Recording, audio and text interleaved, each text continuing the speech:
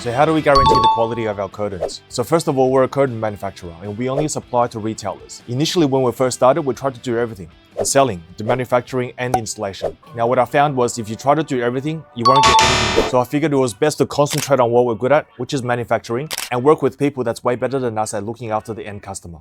With sales, offering the best solutions, and installation. So they trust us on making quality curtains, consistent workmanship, and no mistakes. So how do we make sure the curtains come out perfect? Now, first of all, we're not gonna get kids to make your curtains, yeah? The ladies that make your curtains are all my mom's age, the baby boomer generation. You know why? When I was young in China, there was no go to the shops and buy new clothes. Either your parents or your grandparents made your new clothes.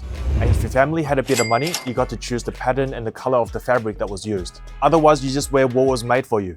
Even now, my mother-in-law still makes clothes for my kids. Now, making clothes is a lot harder than sewing curtains, yeah? It's heaps harder. Sewing curtains is just going in a straight line. Our ladies have been sewing their whole lives. So this for them is easy. There's a few things that must all come into alignment for a factory to be efficient. The fabric you're sewing, controlling the speed of the machines, the thread you use, and the thread tension must all work together for consistent quality. We need to set the tension so it's not too high causing the thread to break all the time, and not too loose causing loops on the bottom. And each time, if we change the fabric, if we change the speed or the thread, we have to recalibrate the tension. And this can only come from experience. It's not something you can learn in a book. So having the right person that knows what they're doing is the most important. And using the right thread is the second most important thing that makes the perfect curtain. Now, if we get heaps of questions about threads, we can talk about that in a separate video. Let me know if you want to know about threads, or leave your questions in the comments. If your questions asked heaps of times, I'll make a separate video about it.